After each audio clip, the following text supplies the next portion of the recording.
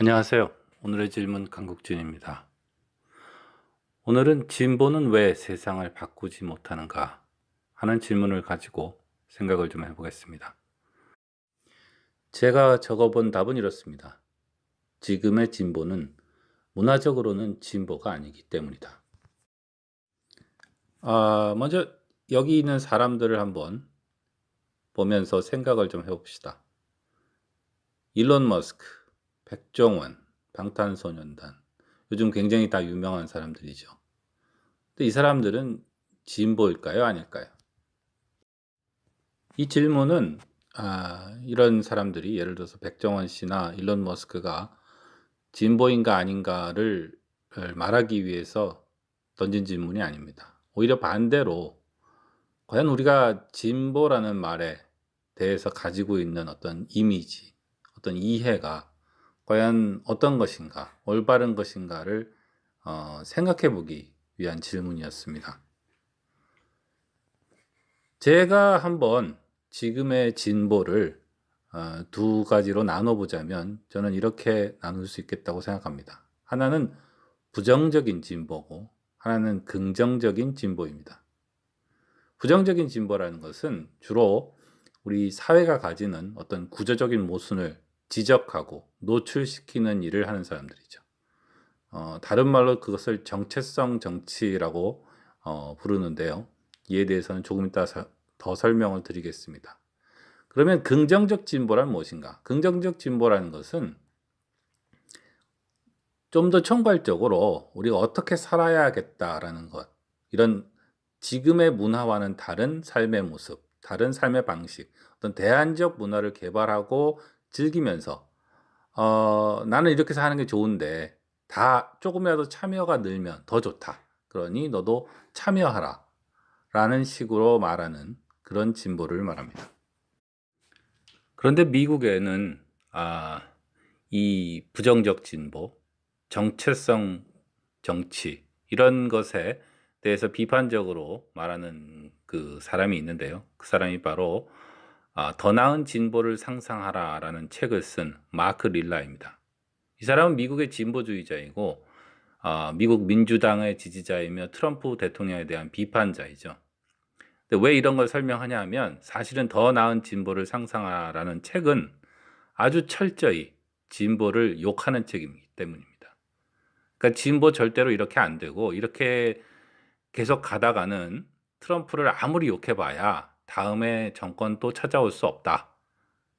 이렇게 계속 진보를 공격하고 있으니까 미리 이 사람은 사실 보수주의자가 아니라 진보주의자다라는 말을 할 필요가 있는 것이죠. 이 사람이 말하는 정체성 정치라는 것은 무엇인가? 정체성 정치의 논법은 단순합니다. 그것은 주로 어떤 사람들에게 당신은 누구다라고 말하는 것이죠.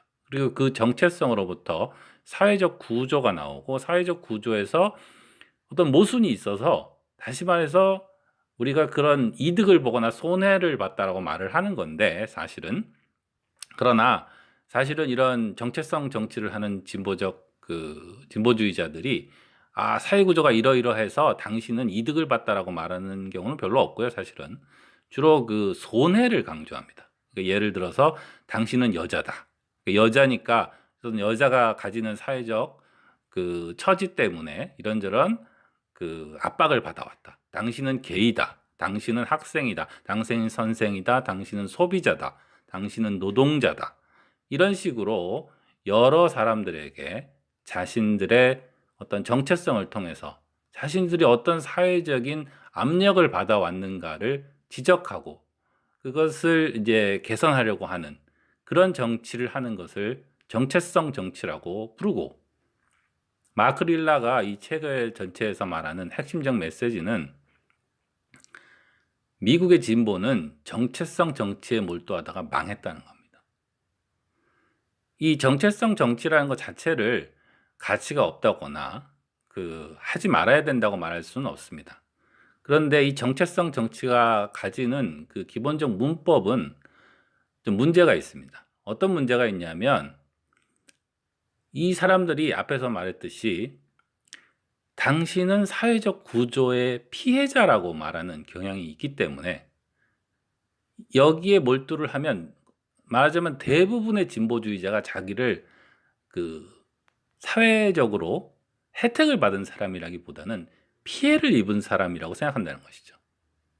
그러니까 다시 말해서 사회적 공동체가 나를 이렇게 여태까지 잘 보호해주고 돌봐줘서 고맙다라고 느끼게 하기보다는 반대로 사회가 나를 뭔가를 빼앗아 갔다. 나는 피해자다라고 느끼게 만든다는 겁니다. 게다가 정체성이라는 게 이제 하나가 아니죠. 아까도 몇 개 말씀드렸습니다만 정체성이 여러 가지가 있다 보니까 이런 정체성 정치에 몰두하면 몰두할수록 전체 공동체가 자꾸 이리저리 찢어지는 겁니다. 이리저리 그러니까 그 공동체를 와해시키는 그런 효과가 있어요.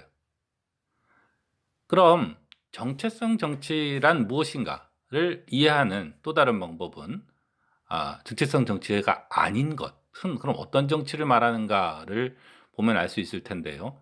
대표적으로 미국의 대통령 2명을 거론할 수 있다고 생각합니다. 한 사람은 보통 진보적 정치인으로 알려져 있는 케네디죠. 근데 케네디는 아주 유명한 말을 했죠. 국가가 나를 위해서 뭘 해줄까를 묻지 말고 내가 국가를 위해서 뭘 할 수 있을까를 생각하라. 그러니까 케네디는 진보주의자지만 기본적으로 미국적인 삶, 미국이라는 공동체를 고맙게 생각하라라는 것을 먼저 내세운 겁니다. 그 다음에 보수적 그 정치인으로서 유명한 레이건은 선거에서 어떻게 이겼냐면 사실은 레이건이 대선에 나왔을 때 레이건이 그렇게 높은 평가를 받지 못했다고 그래요. 뭐 배우 출신이고 그러니까. 그런데 레이건은 결코 뭐가 옳다 그르다 뭐 이런 아까 말한 그 정체성 정치 같은 걸 하지 않고 주로 사람들의 꿈, 그 모든 미국인이 가질 수 있는, 달성할 수 있는 어떤 목표, 욕망, 이런 거에 대해서 말했다는 겁니다. 그게 바로 평범한 미국인의 꿈이 실현되는 나라. 모두가 집을 가지고, 직장을 가지고, 차를 가지고, 여가를 즐기는 그런 그런 꿈이 실현되는 나라를 만들겠다. 뭐 이런 식으로 정치를 설명했다는 것이죠.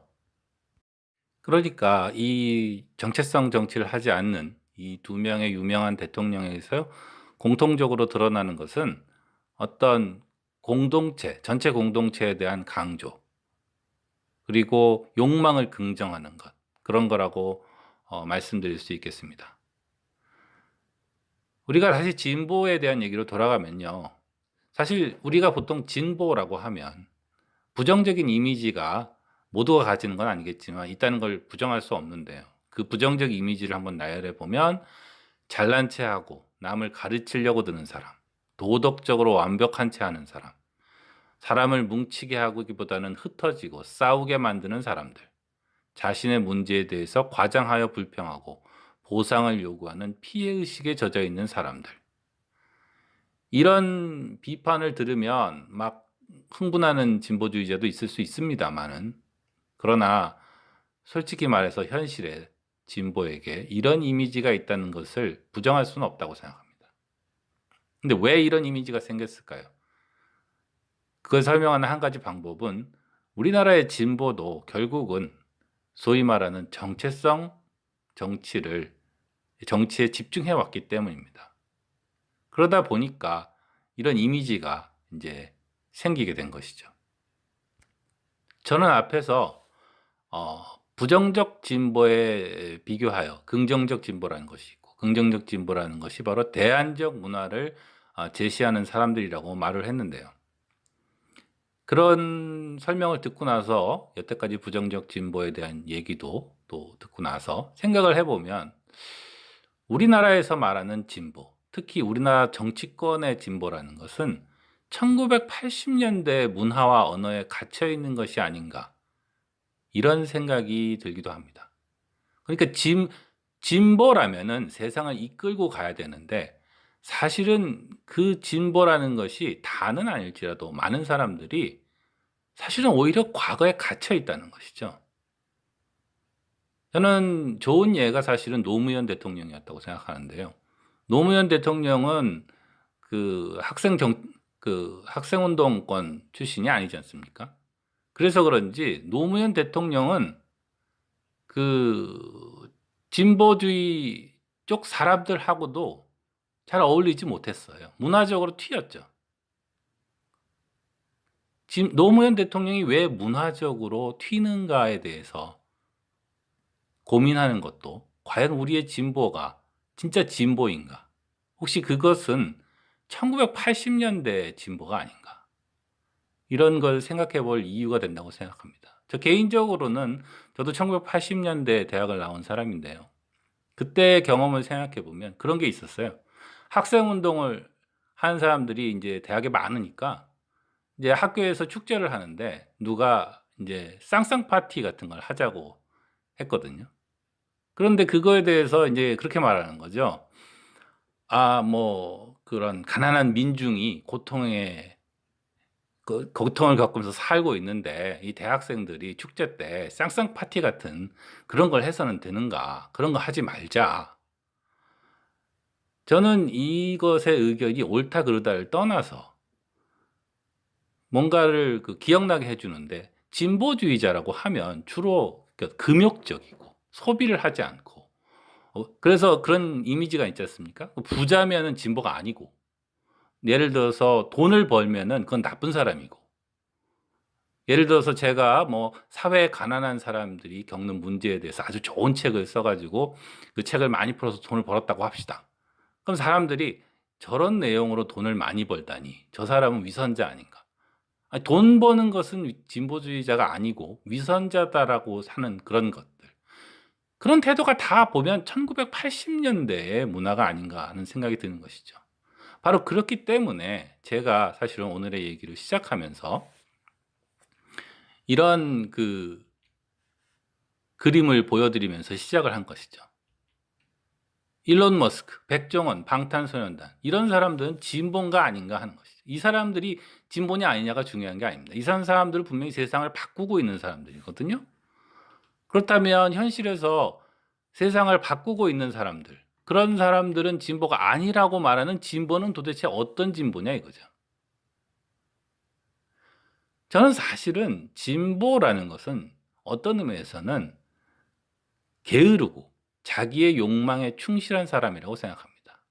왜냐하면 왜 진보가 게으르고 자신의 욕망에 충실한 사람이냐면 새로운 걸 생각하지 않고 새로운 걸 도전하지 않으려고 하는 사람은 왜냐하면 그냥 있는 대로 살고 싶으니까 그런 거예요. 그런데 뭔가 새로운 걸 막 하려고 하는 사람들은 말하자면 그냥 걸어가면 되는데 굳이 이거를 어떻게 안 걷고 갈 방법이 없을까? 이런 게으른 생각을 하는 것이죠. 그런 게으른 생각 끝에 자동차가 나오고 자동차를 타는 겁니다. 그런 것이 다 욕망이죠. 그러니까 진보라는 건 어떻게 생각하면 우리가 뭔가를 하고 싶다라는 그 어떤 욕망을 실현하는 것이고 그 욕망이라는 게 어떻게 생각하면 게으른 거거든요. 그런데 우리가 보통 가지는 그 진보라는 이미지는 반대죠. 금욕적이고 돈을 벌면 안 되고 돈을 많이 쓰는 사람은 진보가 아니고 그러니까 성공한 벤처기업가 이런 사람들은 이 진보 같은데 이 사람 돈이 많잖아. 그럼 이 진보가 아닌가? 왜 가진 재산 전부 다 사회에 환원하지 않지? 진보가 아니네. 뭐 이런 식으로 진보를 이해하니까 진보적으로 산다는 건 다 힘들고 어렵다고 생각하는 것이죠. 그런데 긍정적인 진보가 제가 뭐라고 했죠? 긍정적인 진보라는 것은 그 자신의 어떤 그 삶의 스타일을 개발하고 그냥 그걸 선전하는 거거든요. 나는 이렇게 살아봤더니 좋더라. 근데 나만 혼자 이렇게 살려고 하면 힘이 드니까 좀 더 많은 사람이 참여해서 같이 이렇게 살아보면 더 쉽다. 그러니까 동참해 달라. 이런 게 긍정적 진보고 제가 생각하기엔 이런 게 진정한 진보라고 생각합니다. 그래서 진보는 욕망과 소유를 긍정하고 이미지와 스타일을 중시할 필요가 있다고 생각합니다. 이미지와 스타일을 중시한다는 게 남들 보는 그런 겉모습 그런 거에 중시해서 잘난 체하라는 게 아니라 우리 자신을 볼 때 좀 전체를 보고 느껴야 된다는 것이죠. 왜냐하면은 너무 현미경으로만 자기를 보게 되면은 우리는 전체의 모습을 보지 못하기 때문입니다. 그럼 오늘의 질문 다시 한번 던져보겠습니다. 진보는 왜 세상을 바꾸지 못하는가? 지금의 진보는 문화적으로는 사실은 진보가 아니기 때문입니다. 여기까지 강국진이었습니다. 감사합니다.